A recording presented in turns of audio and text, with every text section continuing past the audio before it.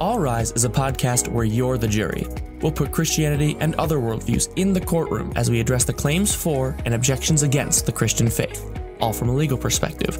Our host is Abdu Murray, lawyer, author, former Muslim turned Christian, and speaker with Embrace the Truth. Abdu was named several times in Best Lawyers in America and Michigan Super Lawyer, and he will bring objections right from the very lips of atheists, agnostics, and various religions to see whether Christianity holds up to courtroom-level scrutiny. All rise, ladies and gentlemen of the jury, and welcome to another episode of The Defense Rests. I'm your host, Abdu Murray. I am a trial attorney and speaker. The Defense Rests is a podcast where we take a look at the claims for, the objections against the Christian faith using legal principles, whether it's the rules of evidence or trial procedure or even the Constitution and the principles of law upon which a free society is based, or the way juries think and jury science, or the way judges make their rulings and why they make their rulings the way they do. We have to examine ourselves as jurors, people who are the trier of fact. And a trier of fact is simply exactly what it sounds like: someone who looks at the facts, sees the evidence, weighs the credibility of the witnesses, weighs the importance of the evidence presented, and then makes a determination of liable or not liable, guilty or not guilty, or in the case of the Christian faith, true or not true.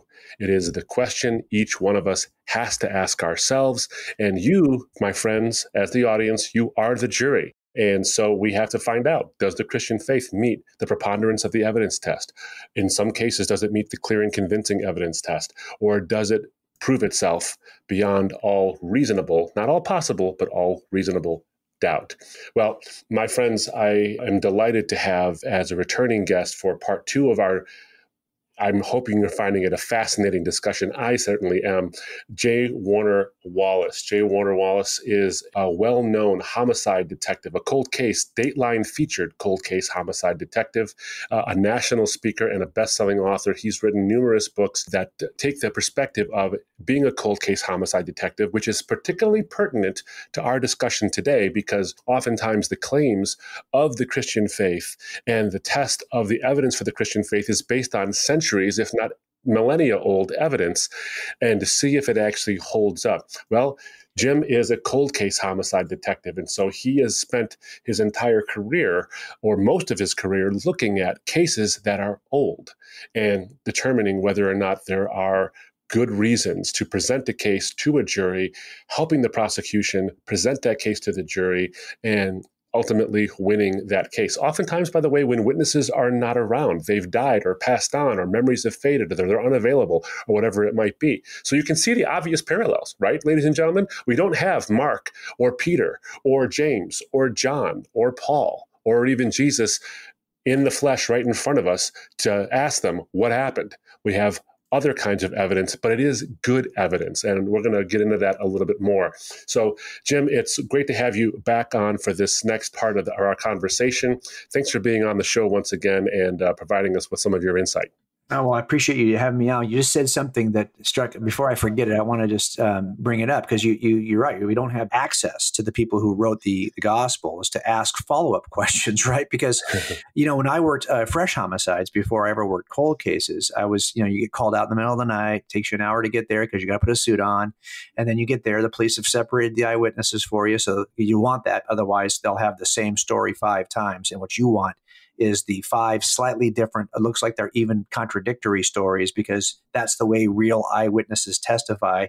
And you don't want them harmonizing because they've had an hour to talk to each other. But more importantly, you'll send out detectives to help you. I'm not alone. I got a 5-man team. So I'll tell my buddies who are working on the team, hey, do me a favor and either you talk to so-and-so, there's 5 witnesses over there, to split up and talk to those folks while I'm doing this thing over here. Maybe the coroner's investigator is about to land or CSI is about to arrive on scene. So I want to be there to deal with that. And I'll have the other detectives canvass the neighborhood.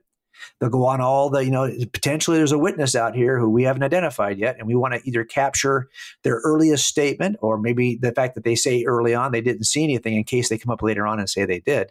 But we're going to like canvass this neighborhood to collect all these eyewitness statements. Now, I'll get those back. And the next day after we've worked, 48 hours and we're beat. And so I finally get some sleep and I come back and now I've got this stack of reports from all the team who have interviewed, say, 30 witnesses, or at least knocked on 30 doors. And I've got to read those. And if I read through all those, I guarantee you that there will be problems.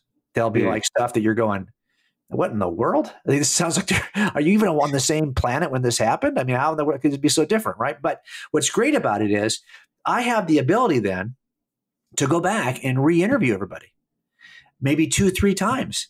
And without feeding them what witness number 1 said, I can kind of tease at it to get them to repeat it. Like, so for example, if you get one report where there's only one angel that appears to be at the tomb in the Gospels, and another report where there's 2, well, I'm not available now now, clearly it didn't bug anybody at the time, because both those Gospels, by the way, were actively used together early in history. So it's not like they didn't know there was a difference between these 2.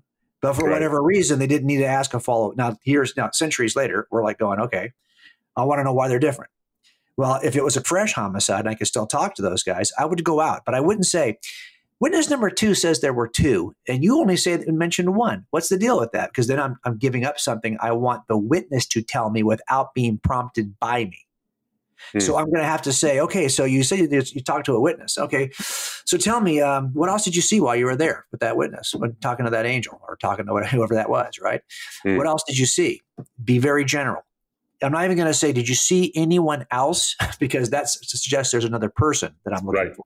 I'm going to try to be as neutral as possible to tease out any kind of clarification. And then hopefully if I do that, and it's all recorded, so that the juries later are going to judge me harshly if I am too direct about this. I have to tease it out without being obvious. Then I'll be able to clarify what otherwise is going to be used by the defense to argue that this guy's testimony is contradictory. So a lot of that, what you see in the Gospels, is just our inability to, after that whole area is canvassed, we unfortunately don't have access to the witnesses. But if we did, there's no doubt in my mind that a lot of these alleged contradictions or differences between the Gospels would be worked out. Yeah, and there's actually little hints too when you can see it. A careful reading sometimes, which I would analogize loosely to re-interviewing the witnesses. Just go back and reread the testimonies. So if you have a situation where, well, my goodness, the Gospels, the Synoptics tend to report that there is more than one woman who comes to the tomb, but John says there's only one woman who comes to the tomb on the first morning. It's Mary. And my goodness, you have a contradiction here. Well, when she says the statement, we to Jesus, we don't know, because she thinks it's they don't know where Jesus is. We don't know where they've put him. Well, who is the we? It's oftentimes the case that one little word can open up a seeming contradiction. And I think, whether you are re-interviewing a witness or you're rereading the testimony as written down in the testimony of the evangelists, as Simon Greenleaf calls it, you're finding little things that can oftentimes clear up the problem that we think in our cleverness, presents a problem that's insurmountable. And that's a different story. But go ahead. No, sorry. Well, look at it this way too. I mean, that if you look at the 4 Gospels, you can do a verse count of all 4 Gospels. You'll find the Mark's Gospel is very brief. There's a bunch of stuff that is not in Mark's Gospels that you will find in Luke or in Matthew. There's a bunch of stuff in John's Gospel that's not in any other Gospel, and then a bunch of stuff from the other Gospels that's not in John's. And John kind of gives us a clue at the end. There's a lot of stuff we aren't writing about, folks. We're telling you some of it, but if we were going to write about everything that Jesus did and said, there'd be more. It wouldn't be enough shelf space for all this stuff. That's what he basically says. Okay, so It's clear that every one of these guys, like every witness, has an editorial process, a process by which they focus on some things and not on others. Well, what is it that guides the editorial process of eyewitnesses? Sometimes it's stuff that's really interesting because it could be like, well, what is he trying to say to me? He's trying to make a case for something about this guy when he tells me this, okay? So that might show sometimes what it is his goal is in giving the testimony at all.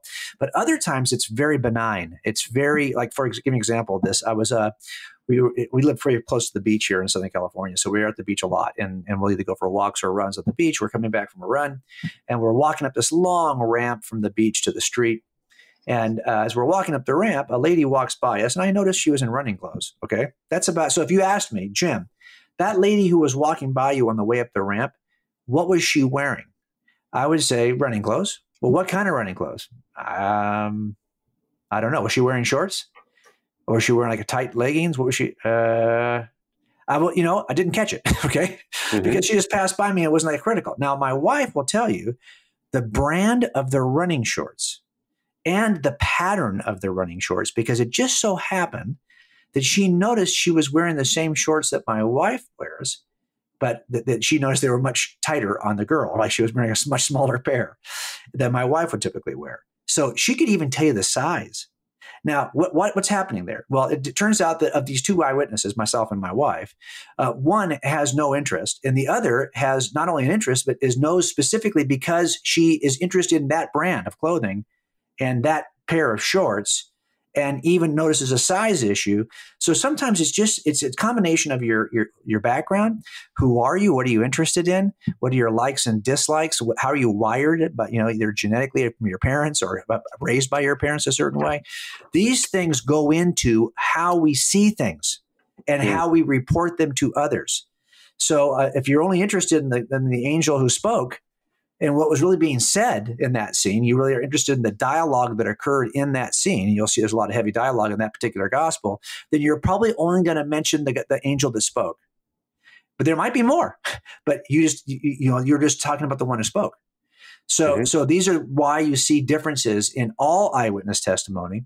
And this is the very thing, as a new investigator of the Gospels, this was the very thing that provoked me, because the first pastor who ever described Jesus just described him as the smartest man who ever lived. And that's what started me on a journey. I wanted to see, why did he think this guy was so darn smart?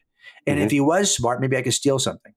So I was reading through the Gospels for this limited purpose. And when I read the accounts and the level of variation between the accounts, I said, oh, this feels like eyewitness testimony. I mean, it just has a texture of it, right? And I thought, I'm going to start to test it as eyewitness testimony to see if it actually is and if it holds up. And so it was the differences between the Gospels that first interested me in the Gospels. Let's pause for a moment, because I think this is where we're getting to the $1 million thing that I was talking about before. This whole idea of, and you're going to employ it at some point, but forensic statement analysis and understanding how important the differences are to not discrediting the Gospels, but actually giving them more credibility. So we were hitting there, and I want to make sure to pause the audience to understand. Let's not gloss over this. This is an important part of the discussion. Continue, Jim. Okay. Well, there's this discipline that we often use when we're talking about statements made by either not so much witnesses, but mostly by suspects. So, and it's called forensic statement analysis, FSA. And so we're using FSA. Usually and again, I'm going to just caveat this. It's a kind of an art as much as a science. So there are some aspects of it that we could say I can quantify, but most of it is really going to have to be, what is my inference based on the evidence that I'm drawing out of the statement? And these are statements that can be, I've done forensic statement analysis, for example, on old cases where all I had was several cassette tapes of initial interviews. So I will have, you find the best person on your team who can actually transcribe all of that for you. It has to be transcribed. You have to listen to it to make sure the transcriptions are good. So I listen to it, make sure that this is written out exactly, and then I can do a forensic statement analysis on the transcription. Better even is if you have the suspect in front of you, is that you can give him a piece of paper. It's usually going to have like 24 lines on one side. You say you can only write on one side. You give him a pen. Tell me everything you did yesterday, the day of the crime, from the moment you got up to the moment you went to bed. So if he says he got up at 8 a.m., went to bed at 12, well, then you've got 12 hours and plus 4, you've got 16 hours you have to account for. So you can take a look and say, well, 24 lines divided by 16. If he's going to give us an even accounting time-wise, he's going to have X number of lines per hour. And if he begins to expand time or contract time, we are going to look at that as an opportunity to ask, why is he doing that? It may be benign. It may be just the way he tells stories. But if you have him do this repeatedly, you can get a sense. And the more you talk to somebody, you get a sense. If I've got like 20 transcripts of 20 interviews that were done in 1972, well, I've got a pretty good collection of responses that I can start to look at and say, no, he always says it that way. Or no, this is new. He's never used that word before. And so I'm looking for deception indicators. And those are the times where somebody is going to compress or expand. They're going to switch their use of pronouns, switch their use of tense sometimes, switch the way. If you look at the Tonya Harding statement about Nancy Kerrigan, this is years ago when Tonya was accused of clubbing her rival. They were both figure skaters, Olympic figure skaters. And she releases a statement in which she describes her relationship with Nancy Kerrigan. Well, if you read that statement, you'll see the different ways she doesn't always call her Nancy. She doesn't call her, she sometimes might say my friend or my companion. She'll change the way she refers to her as she's narrating the story. And interestingly, she uses the most distant pronouns she can use for Nancy at the very time that Nancy's being attacked. So you're going to be able to look and see, well, how am I using tense? How am I using adverbs and adjectives? Remember that no one ever needs to use an adjective or an adverb. You really don't. Yeah, these are optional words. And so because they're optional, I can look at and say, well, why would he use, given all the choices, all the things that could be said, why would you say it that way? And that was powerful. I'm trying to think if I've got a case from years ago where when asked, he was notified that his wife was murdered, and he was asked for his response. And you can imagine the ways you might respond to that. Oh, I couldn't believe it. Are you? And by the way, it just happened like yesterday, and he's talked to about it. He's interviewed about it. And he says, oh, I hate to inform you, but your wife has been. So it's the first he allegedly is hearing of it. Mm-hmm. And so what will his response be? You can stop it right there for the jury and just say, okay, he's just been notified that 12 hours earlier, his wife, his ex-wife, he just had separated, okay, had been murdered. And what is he going to say? Well, that's a great time for use of forensic statement analysis, because you're going to ask yourself not just what does he say, but like we talked about in the last episode, what could he have said but chose not to? Right. In this guy's case, he said, well, we never had a great relationship. But I hate to see anyone die. No one likes to see anyone die. I hate to see anyone die. That's a really strange way to put it, don't you think? It turns out that the last person to see her alive, the person who saw her die, was this guy. Yeah. Now, is that statement give him away? Not really. It has to be assessed in totality with all the other things he would say. But he never once said, well, who did it? By the way, wouldn't you ask, how did it happen? He never asked how it happened. He never asked who did it. He never asked where it happened, because he knew all those things. He already knew the answer to all those things. Right. Now, at least if he had been playing along, he should have at least asked those questions, right? Because he doesn't know the answer to those questions. And that's the first thing I want to know. If somebody says your ex-wife was killed. And by the way, this is why when we say that to them, we don't say, yeah, I hate to report to you, but yesterday your ex-wife was found shot to death in her house at 12 p.m. We think no, we don't give any of that information. We want to see, will he ask? Okay. Right. Of course. Because we know that if you already know the answer, you're not going to ask. So my point is, forensic statement analysis considers all of these things. And so how it became powerful for me is that I had been doing this with my agency for a number of years by the time I was looking at the Gospels for the first time. And I also knew that just reading it, that Mark is not an eyewitness necessarily. I mean, there's some traditions that say he is. I didn't see anything that I thought was all that compelling to suggest that Mark was actually an eyewitness. And Papias in the second century says that, early second century says that Papias, Mark wrote the account at the feet of Peter in Rome, and that Mark was not necessarily writing everything in the right order. He said he was accurate, if not orderly, meaning he wasn't putting the details in the right order, probably because Peter's not preaching them as a historical narrative. He's preaching them in topics.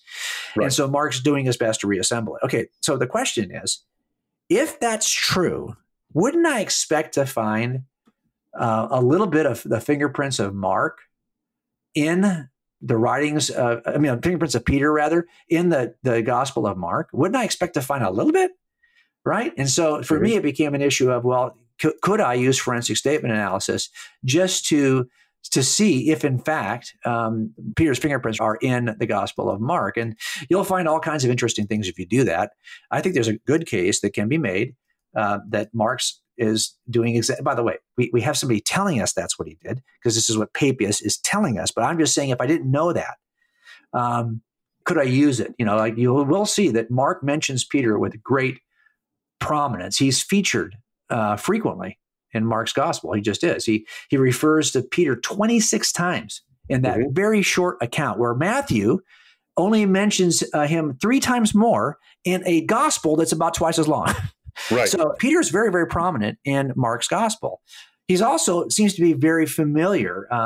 He's the only writer who doesn't use the word Simon Peter when describing Peter. He either uses Simon or Peter. He never uses the word Simon Peter, which is clearly the word you would use if you're distinguishing this Peter from others. That might seem like it's nothing, okay, but I think it is important, and that's the most popular name in Palestine, by the way, at the time of Mark's writing. Yet Mark makes no attempt to ever single out this Peter from others, given that's the most popular name out there. Right. He never calls him Simon Peter. Really? I mean, John refers to Peter as Simon Peter 17 times in another short gospel. John's gospel is the second shortest gospel. Okay, so I think that's something that's to look at. Also, he kind of starts, he bookends the gospel. If you look at Mark chapter 1 and then Mark chapter 16, he'll just see that Peter's the first disciple in Mark 1. He's the last disciple mentioned in Mark 16. That's interesting to me, right? But he's also given great respect. So what I mean is, if somebody says, and you see this all the time, Jesus is teaching this, and then Peter says this stupid thing, okay? And Peter does. He says a bunch of stupid things, right, in the Gospels. I mean, you see him do this all the time. Not going to happen in Mark's Gospel nearly as much, as Mark covers for Peter really well. So there's 2 accounts, for example, of the walking on water of Jesus. In one of the accounts, Peter decides to get out of the boat. Yep. And once he gets out of the boat, he begins to sink. And then Jesus says to Peter, he says, hey, you're a man of little faith. He calls him a man of little faith in front of everybody else. Well, that happens in Matthew's account. It does not happen in Mark's. Okay? Mark, as a matter of fact, in Mark's account, Peter never gets out of the boat. Okay? And I'll give you an example. Luke's gospel has a description of that miraculous catch. By the way, if you haven't seen The Chosen, I definitely have. Oh my gosh. Yes, I recommend it too. That I thought they did a wonderful job with the miraculous catch, kind of creating a fictional backstory that leads up to the miraculous. That was pretty cool. Anyway, but if you look at Luke's account of that, Peter is actually saying that he doubts Jesus's wisdom. It's in the Chosen series also. He's like saying, hey, I've already tried. Okay, I've been unsuccessful all day trying to catch fish. He doubts Jesus.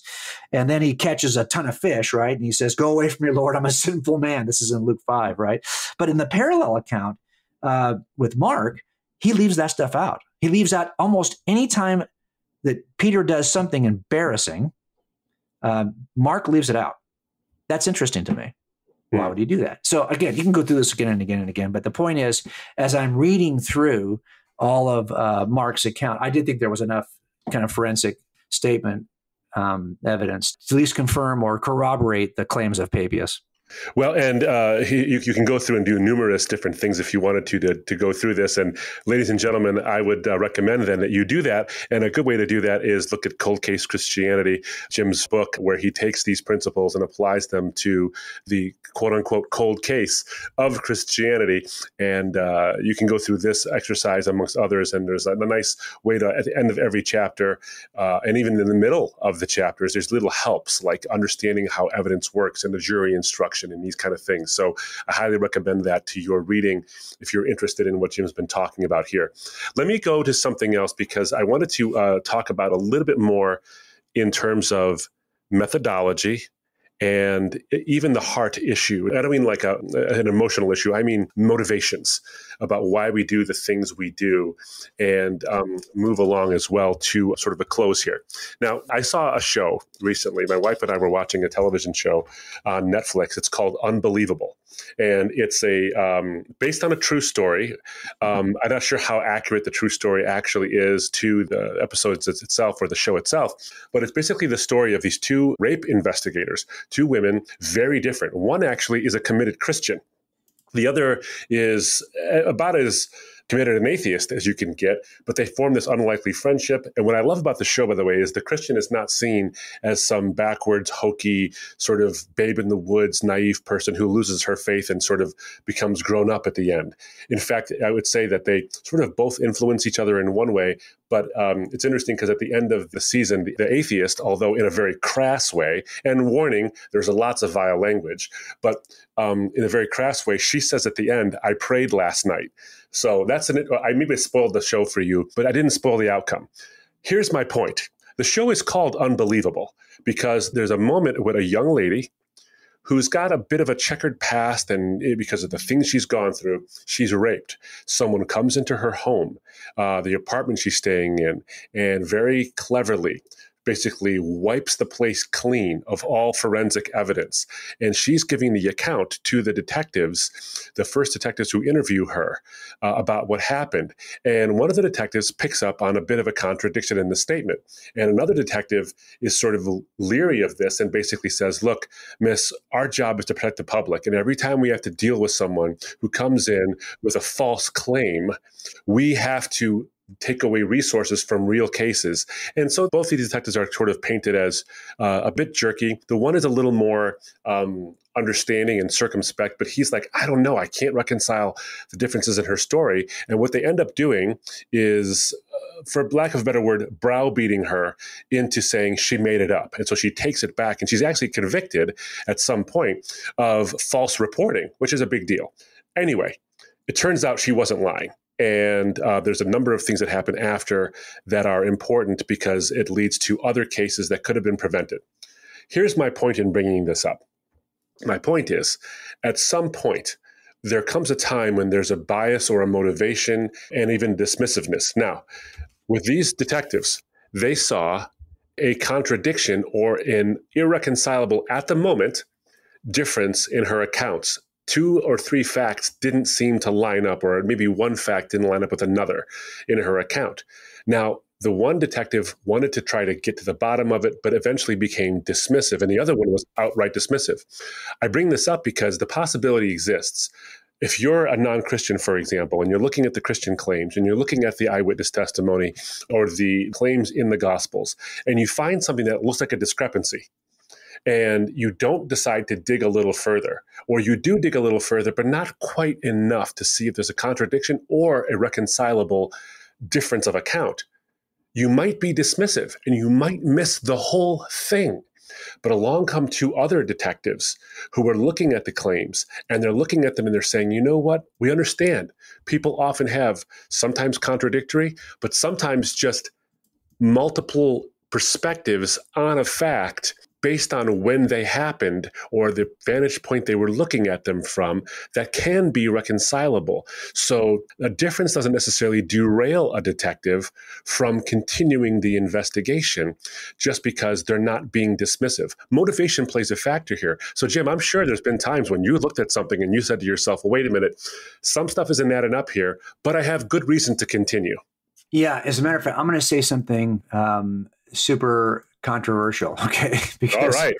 Because I mean, but just my own experience when I was first looking at Scripture, I didn't have I wasn't raised in the church. Didn't have any idea of what occurs in church. Didn't have any idea what the language of church was. None of these things were part of my background. And so this created for me maybe some open doors that were not available for others. So in other words, I never had to wrestle or even give it thought about inerrancy of Scripture. I didn't care about inerrancy. I didn't know anything about inerrancy. Here's what I knew. I just needed to figure out, is this witness reliable? That's all I really cared about. Is the witness reliable? It turns out that reliability does not require inerrancy. And as a matter of fact, I've never had ever in my history of working cases any inerrant witnesses. They're always wrong about something. Okay? They just are. Mm-hmm. And by the way, defense teams love this, right? Because defense teams are going to do their best to, make a big deal out of this because that's what they're going to do. They're going to argue that, look, she was wrong about this. I've had cases where the key witness in the case, who I needed for some key piece of evidence, right? Like I needed this key piece of evidence that I needed to bring in, and this is the only way to get it in was through this witness. And sure enough, the witness ends up being wrong about something else. And so the defense team is going to argue, well, look, she was wrong about this thing over here in the corner. So therefore, you can't trust her on this key thing that they're trying to use her for. She's not reliable because she was wrong. Well, then juries actually have an instruction. Here's what I always say. You can be wrong as a witness, yet still be deemed reliable. Yes, you can be wrong. Now, I'm not suggesting that any of the gospel authors are wrong, because a lot of what appears to be a discrepancy or appears to be a contradiction, for the most part, they very seldom, if ever, are. There are things you can always work out. There's not something that, but this idea that you can be wrong and still be reliable is a part of the jury instructions. It's in section 105 here in California of the California Criminal Jury Instructions. I'm going to read it to you. Mm-hmm. Do not automatically reject testimony just because of inconsistencies or conflicts.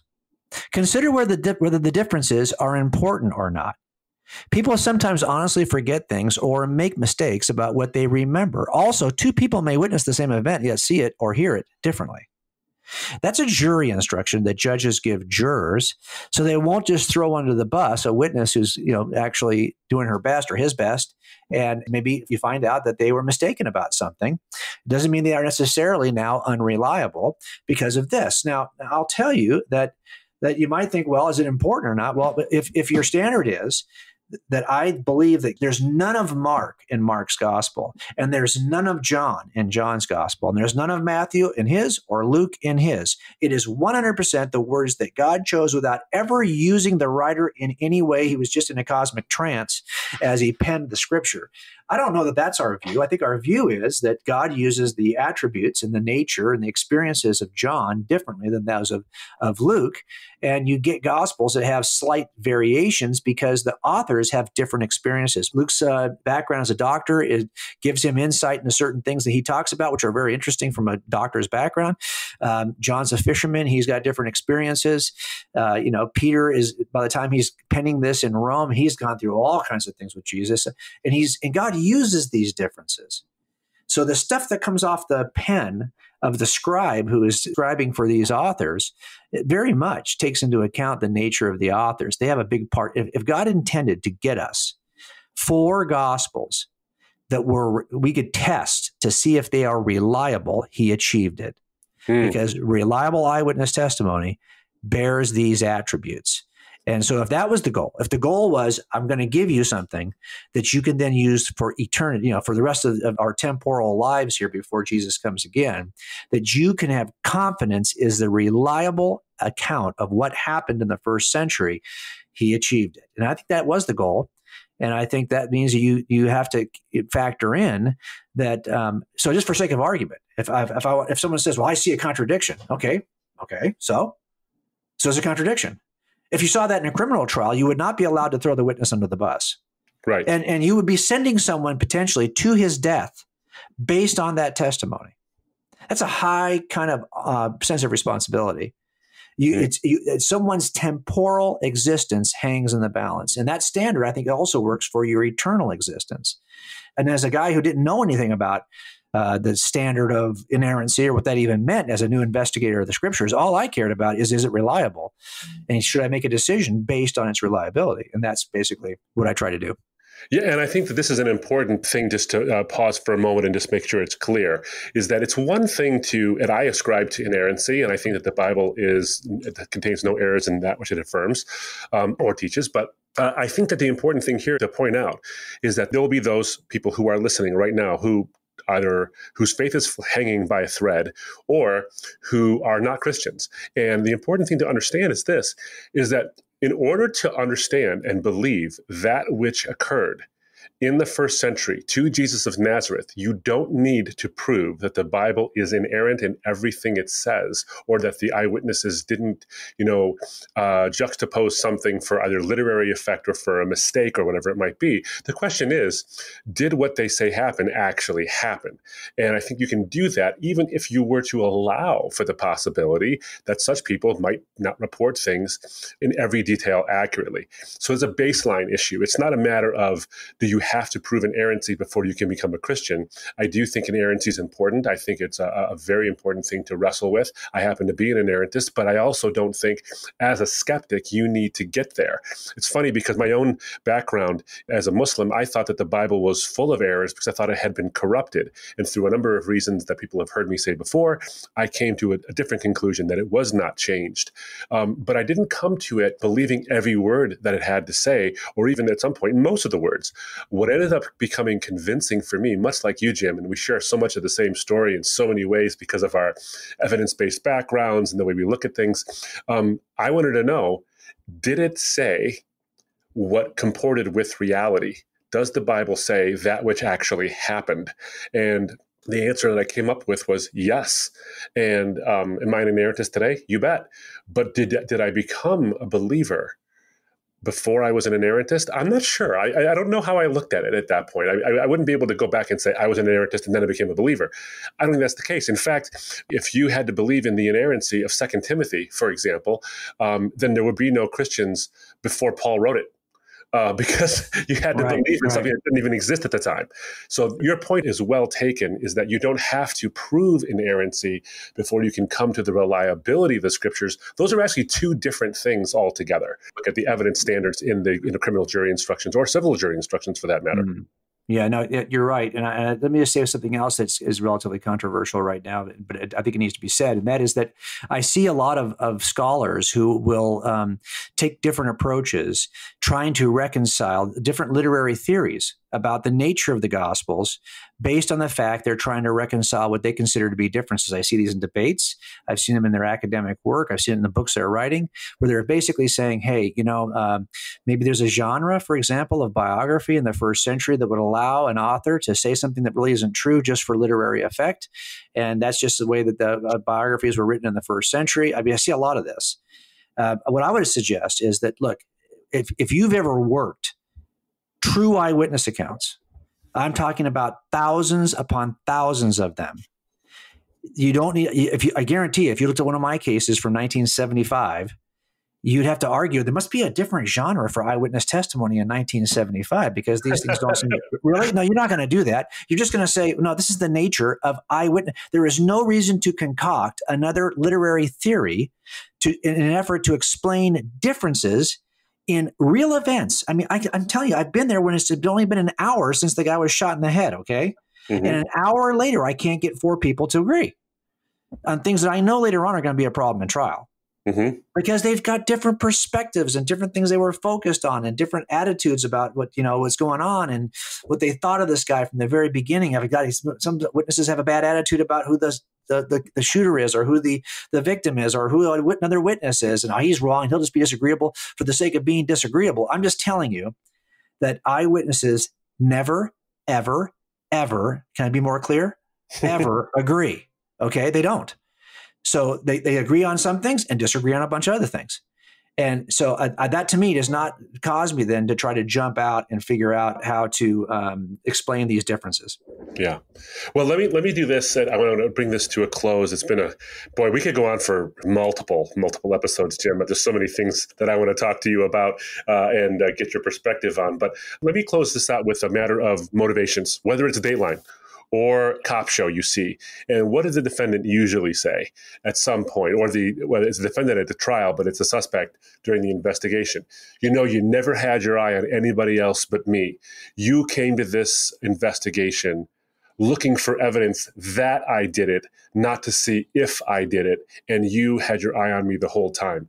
Now, I think that can be true of people who are supernaturally belief-minded, people who can believe in religious claims, and those who are anti-supernatural or don't believe in the supernatural. And I've seen it time and again, people who will come to the table and look at the same exact evidence, because there's confirmation bias and all these things, but at some point, you are going to have to ask yourself, am I looking to see if it's true, or am I looking to see that it's false? And I think that's an important thing. And I'm sure you've had to wrestle with that bias often because you're a human being. No matter how objective you try to be about the evidence, you're a human being. And my guess is at some point you had to wrestle with that even as you began to look at the Christian faith and the evidence for and against it. No, yeah, you're right about that. I mean, I a lot of it, though, was tempered early. I got lucky. In one of the first homicides I had to roll to, I was the junior member of the team. And I had a senior guy who was about 15 years more senior than me. So this guy had been through about everything, and he was our go-to guy. And I remember we picked up a suspect on this murder that we thought, okay, this is interesting, and did this huge investigation.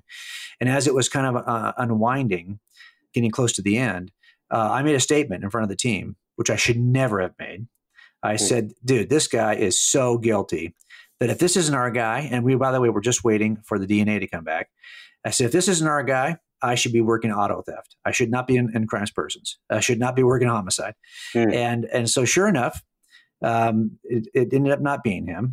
It was a guy who was his roommate. So a lot of things that pointed to him actually was his roommate. I can see why we were close, but we weren't. It was not the right guy. But what was good about it is, but for me, what that did was it gave me a certain sense of humility because, by the way, my team never forgot it. And so until those guys retired, I heard it every day. I just could not wait until there was nobody around who remembered that. And I never made that kind of stupid statement or actually presumed I knew anything ever again. I was always the last guy to be convinced. And somebody comes in and says, I got a cold case and I think I know who did it. Really? I'm going to guess not. Okay.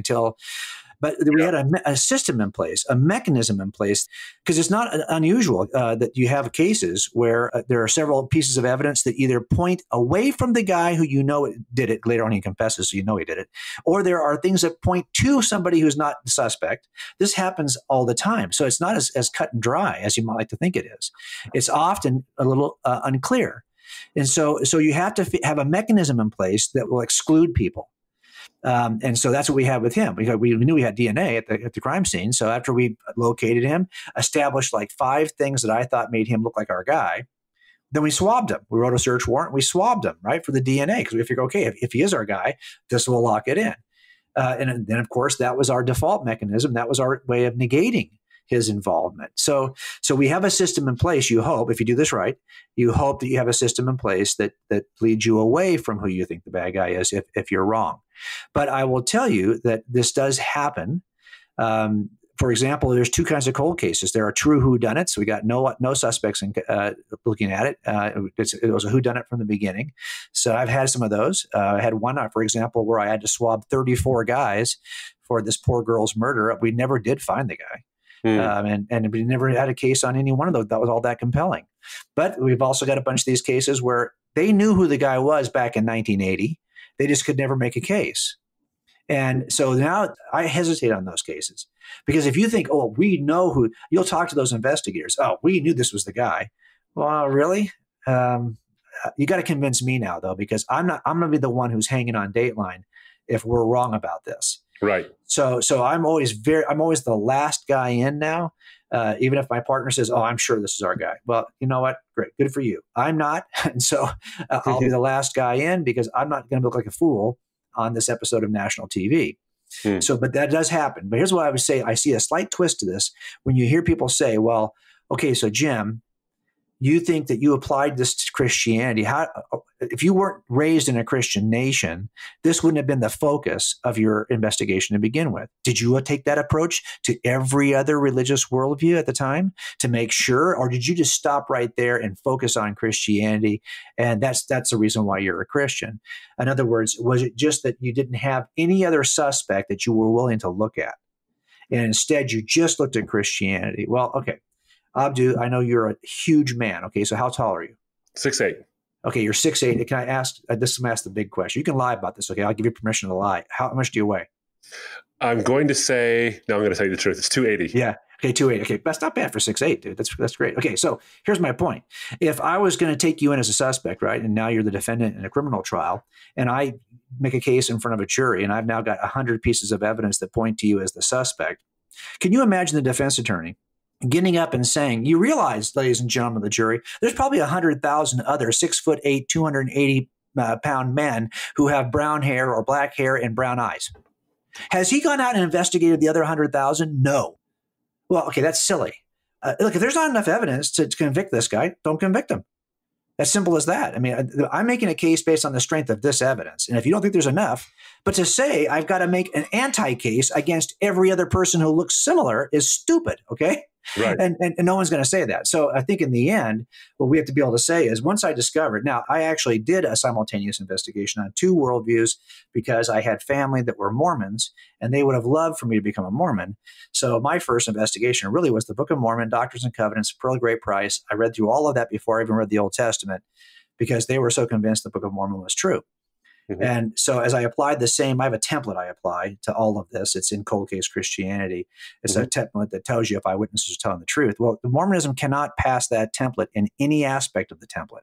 It fails on every 4 areas. Mm-hmm. So I ended up, of these 2 views, I knew that it wasn't Mormonism wasn't true. But if Christianity passes in all 4 areas, I'm not under any other obligation.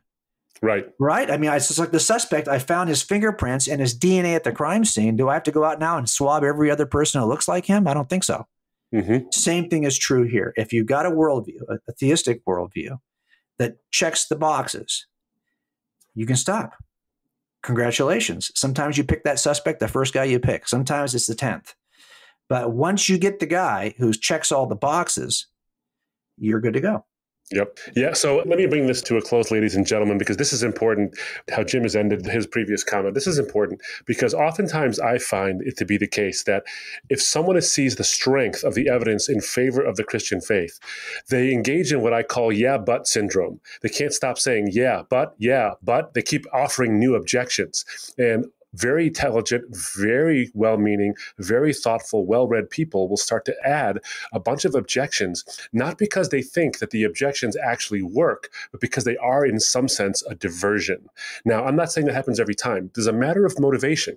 So if you were to say to somebody, look, you were dismissive, you didn't look at every other worldview, or you dismissed the evidence, what I would caution you is on 2 things. One is if you see something that might seem to put a point of concern for you, on the Christian faith because something doesn't quite add up, I would ask you to keep at it. Don't be dismissive. Keep at it because the case might be strong enough for you to say there's good enough reason to put my trust in Jesus based on the evidence that I do see. And maybe the stuff that I can't quite reconcile might have an impact later. I'm not saying put your head in the sand. What I am saying is that there is enough evidence that can form a strong case, even if one strand of it might not be exactly as you like it.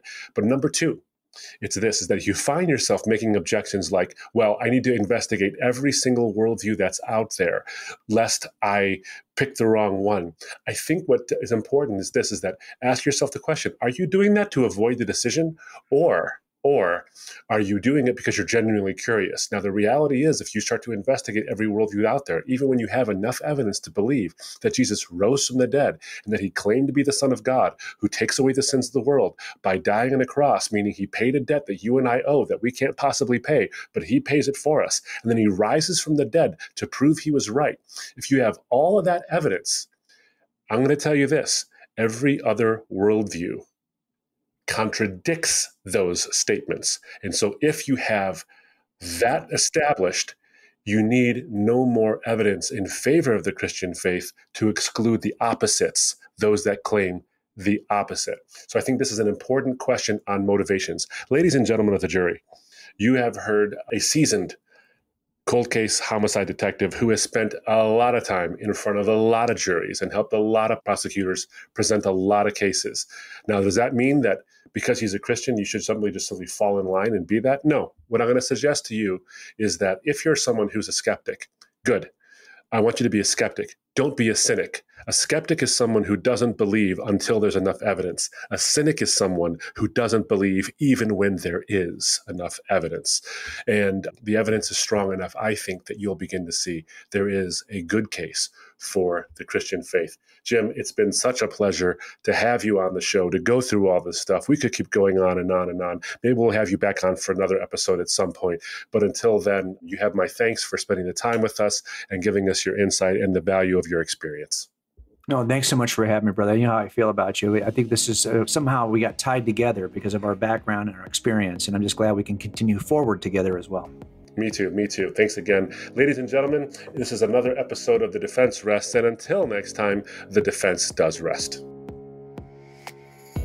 To find out more about our ministry or to donate, visit our website at embracethetruth.org. All Rise is a production of Embrace the Truth.